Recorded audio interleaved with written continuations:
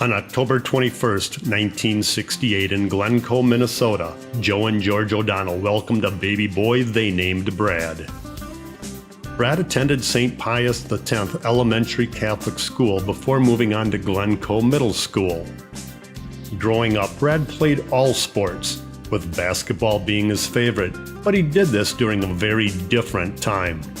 All but parents, and like my mom, she's kicked us out of the house and ultimately rang the bell when it was time for lunch or dinner, and we came in and went back out after it. A significant knee injury at Glencoe allowed Brad to try his hand at other school activities, but it was the basketball court that he preferred as his stage.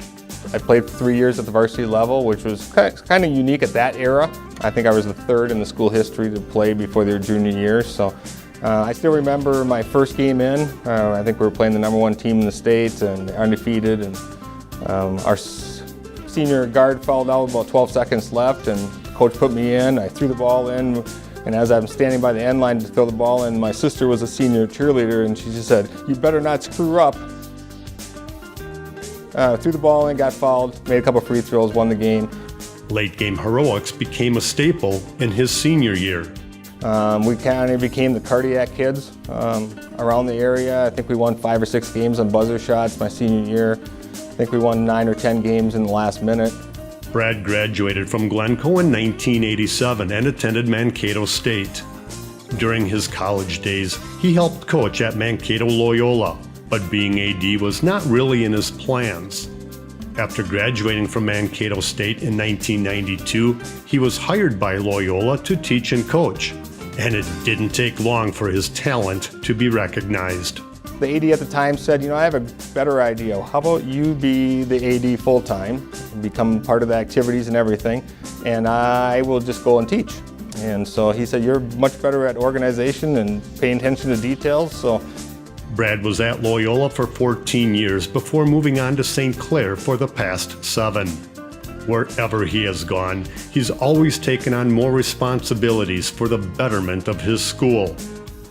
He has served on numerous committees on the state and national level for the MNI AAA, MSHSL, and the NIAAA. Despite winning many awards and honors, there's one special thing that Brad is proud he became involved with. I think it had to do with a coach coming to me asking to do a program, Coaches vs. Cancer night, after one of his student athletes got diagnosed with cancer his senior year. And it's been something that has evolved in the last 6-7 years, and that we've raised money for. And it helped us to understand there's more than just the game of basketball, the game, whatever happens on the stage or on the fields. We realized that, kind of going forward and to raise money for a great cause, to hopefully help people. We've been fortunate. We've had events that we have 2,000-3,000 die cuts with all the names in the gym of people that have had cancer or are continuing to fight cancer. And it's just somewhat of a rewarding evening, not just for us as administration, but our school community and as well as the student athletes to understand that. I met my wife, Jennifer, in high school, and my junior year, I remember being over by my locker with one of my buddies, and we were going back to the theater area for practice, and Jennifer and her friend came running around the corner, and I knocked her over.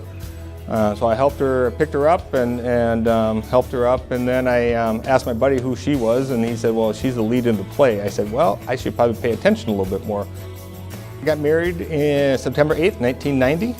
I have 4 girls. Then I got smart. I thought I better stop because I knew it was going to be expensive. But I have twin girls, 23, Kelsey and Bria. Bria passed away in 2010. And then I have Elizabeth, 19, and Amber, 15. I want to first thank the MNI AAA, Mike Beck, and the executive committee for allowing me the opportunities to participate in this great organization. Dan Johnson, the chair of the committee. I've had great coaches and advisors at Loyola and at St. Clair. I had great administrative assistants, Meg Sullivan and Colleen Tashney at Loyola, and now here at St. Clair. For the last 7 years, I've had Julie Jans, which has been somebody that kind of keeps the boat afloat. Tom Brules, the superintendent, Dustin Bossert, the principal, and also one of our coaches. And then Nadine Holland, our administrative team, work fantastic together. We enjoy each other. And then my extended family, my brothers and sisters, and especially my parents. Mom and Dad, they taught me how hard work, dedication, commitment to give and not expect anything in return. I have to thank my family. My wife Jennifer, and especially the girls. It's not always easy to be a daughter of the AD, and not everybody always likes every decision, but hopefully the activities that you were involved in help you grow, and I very much enjoyed the time to be able to watch you do those things. And to my wife, she's been kind of the rock, she's been the motivator, the communicator. She's been somebody that unfortunately probably had to be too much of a parent sometimes because I wasn't home. But she's been somebody that has sacrificed a lot over these years to allow me to do what I enjoy, which is ultimately help and develop the skills for our students and our coaches to be great people in our society.